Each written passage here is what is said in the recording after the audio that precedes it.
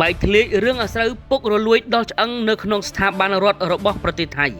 សេដ្ឋកិច្ចថៃបង្ហាញសញ្ញាអាសន្នចំនួនរោងចក្របិទទ្វារកើនឡើងខ្ពស់ជាងរោងចក្របើកថ្មីជាលើកដំបូងហើយនៅក្នុងរយៈពេល2ឆ្នាំកន្លះនេះសួស្តីពុកម៉ែបងប្អូនទស្សនិកជនរួមជាតិខ្មែរបងប្អូនទាំងក្នុងប្រទេសនិងក្រៅប្រទេសជាទីគោរពរាប់អានសូមស្វាគមន៍សាជាថ្មីមកកាន់វីដេអូអាប់ដេតព្រឹត្តិការណ៍ព័ត៌មានជាតិនិងអន្តរជាតិសំខាន់សម្រាប់ថ្ងៃទី22ខែឧសភាឆ្នាំ2026នៅក្នុងអត្ថបទវីដេអូព័ត៌មានព្រឹកនេះខ្ញុំបាទសូមធ្វើការអាប់ដេតនៅព័ត៌មានចេញពីប្រទេសថៃចំនួន2ដើម្បីចែករំលែកជូនទៅកាន់ពុកម៉ែបងប្អូនយើងបាទដោយ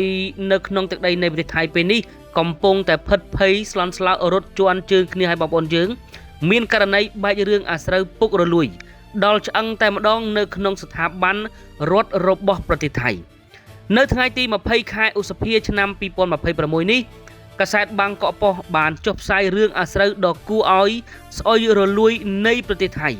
ដោយគណៈកម្មាធិការចម្រុះអចិន្ត្រៃយ៍ផ្នែកពាណិជ្ជកម្មឧស្សាហកម្មនិងធនាគារតំណាងឲ្យវិស័យឯកជនបានធ្វើនៅរឿងដែលគួរឲ្យហួសចិត្តមួយដែលគ្មាននរណា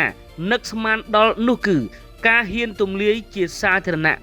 នៅបញ្ជីឈ្មោះស្ថាប័នរដ្ឋដែលមានអំពើពុករលួយខ្លាំងបំផុតទាំង10នៅក្នុងប្រទេសថៃរបាយការណ៍នេះក៏បានផ្ដល់នៅព័ត៌មានលម្អិតអំពីចំនួនទឹកប្រាក់ជាមធ្យមនៃលុយសំណូកដែលក្រុមហ៊ុនដែលជាសមាជិករបស់ពួកគេជាច្រើនត្រូវបានបង់ទៅឲ្យមន្ត្រីពុករលួយទាំងនោះផងដែរថ្មីបើអំពើពុករលួយនៅក្នុងប្រព័ន្ធការិយាល័យធិបតីរបស់រដ្ឋាភិបាលជាបញ្ញាដ៏សាមញ្ញមួយដែលប្រជាពលរដ្ឋរបស់ថៃភាគច្រើនទទួលស្គាល់ថាជាតថភាពសង្គមក៏ដោយក៏ប៉ុន្តែទម្លាយរឿងអាស្រូវដ៏ធ្ងន់ធ្ងរពីសំណាក់ស្ថាប័នដែលមានឥទ្ធិពលបែបនេះបានអង្រួនទូទាំងវិស័យរដ្ឋាភិបាលជាសាធារណៈស្ថាប័នដែលរងការវាយប្រហារខ្លាំងជាងគេគឺអគ្គនាយកដ្ឋានគ្រប់គ្រងបាការបំពុលបរិស្ថានដែលហៅកាត់ថា PCD ដែលត្រូវបានចាត់ជាចំណាត់ថ្នាក់លេខ1នៅក្នុងបញ្ជីខ្មៅនេះផលប៉ះពាល់ទៅលើនាយកដ្ឋាននេះមានសភាពធ្ងន់ធ្ងររហូតដល់ថ្នាក់ប្រធាននាយកដ្ឋាននិងមន្ត្រីជាន់ខ្ពស់ទាំងអស់ត្រូវបានចេញមុខរួមទាំងបាទធ្វើការទាមទារឲ្យអ្នកចោទប្រកាន់បង្ហាញភស្តុតាងនៅក្នុងរយៈពេល7ថ្ងៃរឿងរ៉ាវដ៏ខ្មៅងងឹតរបស់ PCD ដែលបង្ហាញដោយ JSCCIB នេះគឺបានធ្វើឲ្យនឹកឃើញឡើងវិញនៅការចងចាំដ៏អាក្រក់នៃគម្រោងប្រព្រឹត្តកម្មទឹកកង្វក់បាខ្លងដាននៅក្នុងខេត្តសមុទ្រប្រការកាលពីប្រហែល3ទសវត្សរ៍មុនរឿងអាស្រូវកាលនោះបានបញ្ចប់ទៅដោយប្រធាននាយកដ្ឋានអនុប្រធាននិងនាយកការិយាល័យគ្រប់គ្រងគុណភាពទឹកត្រូវបានកាត់ទោសឲ្យជាប់ពន្ធនាគារនៅក្នុងម្នាក់2ឆ្នាំចំណែកឯអតីតអនុរដ្ឋមន្ត្រីក្រសួងមហាផ្ទៃលោកវឌ្ឍនាអសវហេមត្រូវបានកាត់ទោសយ៉ាងកំបាំងមុខឲ្យជាប់ពន្ធនាគាររយៈពេល10ឆ្នាំបន្ទាប់ពីលោកបានរត់គេចខ្លួនបានមកកាន់ប្រទេសកម្ពុជាការខូចខាតនៃគម្រោងនេះត្រូវបានប៉ាន់ប្រមាណថាមានចំនួន23,000លានបាតឬប្រហែលជាង$700 លានសហរដ្ឋអាមេរិកចាប់តាំងពីមានរឿងអាស្រូវបំផ្លិចបំផ្លាញនោះមន្ត្រីពាក់ព័ន្ធខំស្ដារកេរ្តិ៍ឈ្មោះនិងដណ្ដើមទំនុកចិត្តពីសាធារណជនឡើងវិញក៏ប៉ុន្តែជាអកុសលក៏បានទម្លាយចេញនៅរឿងអាស្រូវដោយ JSCCIB មួយនេះបានវាយប្រហារចំកណ្ដាលមុខនិងធ្វើឲ្យកេរ្តិ៍ឈ្មោះស្ថាប័ននេះធ្លាក់ចុះទៅក្នុងភាពមន្ទិលសង្ស័យសារជាថ្មីម្ដងទៀតក្រៅពីនេះយុទ្ធនាការបង្ក្រាបក្រុមហ៊ុនតំណាងនិងការរើរីករាលដុះដាលនៃជនជាតិអ៊ីស្រាអែលឬសហគមន៍អន្តរជាតិជីបនៅក្នុងតំបន់ទេសចរដូចជាបាកោះភូកេតនិងកោះផាងាមក៏នៅតែជាបញ្ហាប្រឈមក៏នៅត្រង់ថាក្រមជាតិនិយមរបស់ថៃព្រួយបារម្ភខ្លាចជនជាតិអ៊ីស្រាអែលទៅតាំងលំនៅអចិន្ត្រៃយ៍និងដណ្ដើមកាន់កាប់ដីបាទធ្លីរបស់ពួកគេដូចជានៅក្នុងតំបន់កាហ្សាដែរតាមរយៈការសោកប៉ាន់មន្ត្រីមូលដ្ឋានដើម្បីបង្កើតក្រុមហ៊ុនតំណាងច្បាប់បំពានដែលផ្ដោតទៅលើក្រុមហ៊ុនគ្រប់គ្រងដោយជនបរទេសក្រុមហ៊ុនច្បាប់ឬក្រុមបាគិរណីដែលបានជួលជនជាតិថៃគ្មានការងារធ្វើឲ្យមកឈរឈ្មោះគឺជាម្ចាស់ភាគហ៊ុនធំ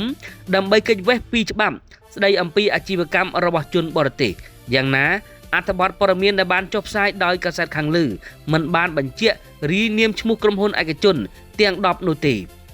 ចំណែកជុំវិញអំពើពុករលួយនេះ ក្រុមរបស់ថៃដែលកំពុងតែជ្រុលនិយមបានរិះគន់ចំថាយុទ្ធនាការបង្ក្រាបរបស់រដ្ឋាភិបាលថៃទៅលើក្រុមហ៊ុនដែលខុសច្បាប់នាពេលនេះគ្រាន់តែជាឆាកល្ខោនឬជាការលាបថ្នាំព្យាបាលរោគសញ្ញាពីខាងក្រៅតែប៉ុណ្ណោះដរាបណារដ្ឋាភិបាលរបស់ថៃមិនព្រមវះកាត់ឫសគល់នៃជំងឺគឺអំពើពុករលួយនៅក្នុងចំណោមមន្ត្រីមូលដ្ឋាននោះទេគ្មានអ្វីអាចកែប្រែបានឡើយព្រោះពួកគេកំពុងតែប្រើប្រាស់នៅមន្ត្រីពុករលួយដដែលឲ្យទៅស៊ើបអង្កេតនិងចាប់ឲ្យអ្នកប្រព្រឹត្តបទល្មើសសូមជម្រាបផងដែរថាប្រទេសថៃកំពុងតែរស់នៅក្នុងសង្គមមួយដែលដឹកនាំដោយច្បាប់ព្រៃនិងគ្រប់គ្រងដោយវប្បធម៌ស៊ីសំណុកសោកប៉ាន់តាំងពីរឹសរហូតដល់ចុងមានសំណួរចោទសួរថាហេតុអ្វីបានជា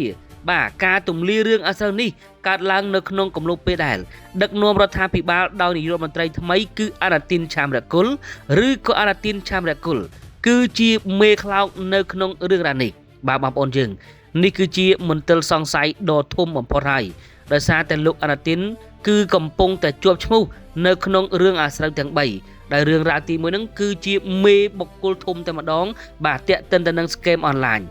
រឿងទី2គឺជារឿងដែលកាប់កេងលុយជាតិបាទរាប់ពាន់រាប់លានដុល្លាររឿងទី3គឺជារឿងដែលបុគ្គលកំពុងតែបង្កសង្គ្រាមដើម្បីឲ្យខ្លួនឯងបាទមានឈ្មោះបោះសម្លេងបងប្អូនយើងបានដឹងហើយថារឿងទី3គឺជារឿងដែលកម្ពុជាយើងកំពុងតែជួបប្រទះ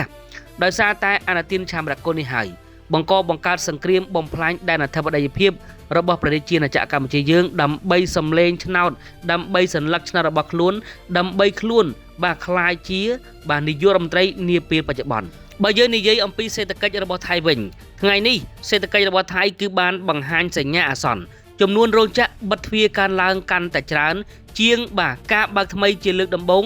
នៅក្នុងរយៈពេល2ឆ្នាំកន្លះមកនេះស្របពេលដែលបាទចាប់ផ្ដើមសង្គ្រាមជាមួយនឹងកម្ពុជាការរីករាយក្រុមប្រឹក្សាអភិវឌ្ឍសេដ្ឋកិច្ចនិងសង្គមជនជាតិថៃដែលហៅកាត់ថា NESDC បានចេញរបាយការណ៍ស្ដីអំពីស្ថានភាពឧស្សាហកម្មបាននៅក្នុងត្រីមាសទី1នៃឆ្នាំ2026នេះដោយបានបង្ហាញពីសញ្ញាព្រមានសេដ្ឋកិច្ចដ៏គួរឲ្យព្រួយបារម្ភព្រោះតែចំនួនរោងចក្រដែលបានបិទទ្វារមានទំហំច្រើនជាងរោងចក្រដែលចាប់ផ្ដើមបើកថ្មីហើយនេះគឺជាលើកដំបូងបង្អស់នៅក្នុងរយៈពេល2ឆ្នាំកន្លះដោយចាប់តាំងពីចុងឆ្នាំ2023មកម្លេះនៅក្នុងស្ថានភាពនេះបានឆ្លុះបញ្ចាំងពីការងើបឡើងវិញនៃសេដ្ឋកិច្ចដែលមិនស្មើភាពគ្នាដោយសារតែអាជីវកម្មខ្នាតធំនិងមធ្យមនៅតែអាចពង្រីកខ្លួនបានប៉ុន្តែចំណែកឯសហគ្រាសធុនតូចនិងផ្ទាល់ខ្លួនវិញកំពុងតែធ្លាក់ចុះដុនដាបយ៉ាងខ្លាំងជាទីបំផុតយ៉ាងណាយោងតាមទិន្នន័យពីនាយកដ្ឋានការងារឧស្សាហកម្មនៅក្នុងត្រីមាសទី1ឆ្នាំ2026នេះមានរោងចក្របិទទ្វារចំនួន156រោងចក្រគឺកើនឡើង 11.4% ខណៈដែលរោងចក្របើកថ្មីមានត្រឹមតែ139រោងចក្រតែប៉ុណ្ណោះគឺធ្លាក់ចុះយ៉ាងគំហុករហូតដល់ 63.9% ធៀបទៅនឹងបាទឆ្នាំមុននេះគឺជាសញ្ញាបង្ហាញថាអ្នកវិនិយោគថ្មីកំពុងតែបាត់បង់ទំនុកចិត្តនៅក្នុងការបោះទុនចំពេលដែលពិភពលោកកំពុងតែប្រឈមមុខទៅនឹងហានិភ័យជុំទិសជាពិសេសគឺវិបត្តិសង្គ្រាមនៅក្នុងតំបន់មជ្ឈិមបូព៌ាអ្វីដែលគួរឲ្យកត់សម្គាល់នោះគឺឱកាសការងារថ្មីរហូតទៅដល់ 99.3% គឺប្រមូលផ្ដុំតែនៅក្នុងរោងចក្រខ្នាតធំនិងមធ្យមតែប៉ុណ្ណោះដែលវាបង្ហាញថាផលចំណេញសេដ្ឋកិច្ចមិនបានធ្លាក់ចុះរហូតដល់ប្រជាពលរដ្ឋនៅថ្នាក់មូលដ្ឋានឬអាជីវកម្មខ្នាតតូចឡើយប្រជាពលរដ្ឋរបស់ថៃនាពេលបច្ចុប្បន្ននេះអ្នកខ្លះគឺមិនមានការងារនៅធ្វើអ្នកមានលុយហើយក៏មិនហ៊ានចាយដោយសារតែខ្វះទំនុកចិត្តចំណីអាហាររបស់ថៃនៅពេលនេះគឺកំពុងតែជួបវិបត្តិបែបយ៉ាងធ្ងន់ធ្ងរជាទីបំផុតបងប្អូនយើងមួយរយៈពេលនេះបងប្អូនយើងបានដឹងហើយថាទុរេនរបស់ថៃដែលបានវាយលុកដឹកលក់ទៅកាន់ទីផ្សារនៃប្រទេសចិនបាទនៃប្រទេសកូរ៉េគឺត្រូវបានបាទតិចទីខូចខាតអស់រលីងហើយក៏លក់មិនដាច់ដែរដោយសារតែការប្រើប្រាស់ជាមួយនឹងសារធាតុគីមីច្រើនហើយមួយរយៈនេះទុរេនរបស់ថៃគឺត្រូវបានខ្យល់ព្យុះដួលរលំបាកោដីប៉ុន្តែបែរជាអាជីវករទាំងអស់នោះដែលជាម្ចាស់អាជីវកម្មនៅតែយកដំណាំផ្លែឈើទាំងអស់នោះយកទៅលក់ឲ្យបណ្ដាប្រទេសធំៗដូចជាចិនដូចជាកូរ៉េនិងវៀតណាមជាច្រើនប៉ុន្តែត្រូវបានបណ្ដាប្រទេសទាំងអស់នោះបង្ហោះសារបាទឌឺដងផ្លែផ្កានិង បាទនិយាយថាគឺមិនមានទំនុកចិត្តទាល់តែសោះចំពោះផ្លែឈើដែលមានការខូចខាតច្រើនព្រោះអីនៅពេលបច្ចុប្បន្នបងប្អូនយើងឃើញថាផ្លែឈើជាពិសេសទុរេននេះតែម្ដងបាទខូចខាតច្រើនខ្លាំងមែនទែនហើយក៏លេចធ្លាយនៅព័ត៌មានថាបាទថៃកំពុងតែរៀបចំនៅសេនានយោបាយថ្មីដោយបិទបាទជាមួយនឹងផលិតផលរបស់ខ្លួនតែដាក់ជាអក្សរខ្មែរដើម្បីលក់នៅលើទីផ្សារជាពិសេសគឺនៅក្នុងទឹកដីនៃប្រទេសកូរ៉េតែម្ដងដែលបានបែកធ្លាយនៅព័ត៌មាននេះបាទគឺពិតជាមានល្បិចខិលខូចខ្លាំងមែនទែនថៃបាទអញ្ចឹងការរៀបឡាយក្រុមប្រឹក្សាអភិវឌ្ឍសេដ្ឋកិច្ចនិងសង្គមជាតិរបស់ថៃគឺបានចេញផ្សាយនៅរបាយការណ៍ស្ដីអំពីស្ថានភាពឧស្សាហកម្មត្រឹមតែត្រីមាសទី1នៃឆ្នាំ2026នេះគឺបានបង្ហាញអំពីសញ្ញាព្រមានសេដ្ឋកិច្ចដ៏គួរឲ្យព្រួយបារម្ភបាទដោយសារតែបច្ចុប្បន្ននេះគឺធ្លាក់ដុនដាបខ្លាំងមែនទែនបងប្អូនទស្សនិកជនរួមជាតិខ្មែរយើងបាទការចែករំលែកនៅព័ត៌មានខ្លីៗរបស់ខ្ញុំបាទនេះក៏ដល់ទីបញ្ចប់ដែរអរគុណទៅកាន់ពុកម៉ែបងប្អូនយើងដែលបានបាទចំណាយពេលវេលាតាមដានតាំងពីដើមរហូតដល់ចប់ហើយក៏អរគុណទៅកាន់ពុកម៉ែបងប្អូនយើងដែលបាទបន្តមិនប្រើប្រាស់ជាមួយនឹងទំនិញរបស់ថៃនៅតែពហិការមិនប្រើប្រាស់ទំនិញរបស់ថៃជាដាច់ខាតអរគុណទៅកាន់ទឹកចិត្តពុកម៉ែបងប្អូនយើងនេះគឺជាបាទការរួមចំណែកមួយនៅក្នុងការកាត់បន្ថយសេដ្ឋកិច្ចរបស់ថៃឲ្យកាន់តែធ្លាក់ដុនដាបថៃពីមួយថ្ងៃទៅមួយថ្ងៃគឺបាទមានតែមហិច្ឆតានៅក្នុងការដណ្ដើមទឹកដីរបស់ប្រជាជាតិណាចក្រកម្ពុជាយើងនោះទេថៃគ្មានបំណងណាមួយនៅក្នុងការបង្រួបបង្រួមចង់បានសុខសន្តិភាពជាមួយនឹងប្រជាជាតិណាចក្រកម្ពុជាយើងទេបច្ចុប្បន្ននេះបាទក្រោយពីលុប MOU បាទឆ្នាំ2001ឬក៏ MOU បាទទី44ជាឯកតោភាគីហើយថៃកំពុងតែប្រកាសលុបនៅ MOU បាទឆ្នាំ2000ចោលទៀតបាទដែលជាហេតុធ្វើឲ្យបាទថៃកំពុងតែគិតថាអ្វីគ្រប់យ៉ាងដែលមានជាមួយនឹងកម្ពុជាដែលជាអនុស្សរណៈយោគយល់គ្នាគឺគ្មានផលប្រយោជន៍ចំពោះប្រទេសថៃនោះទេដូច្នេះថៃគឺត្រូវតែប្រកាសលុបបាទជាបន្តទៀតការចែករំលែកនេះដល់ទីបញ្ចប់ជុំរៀបលា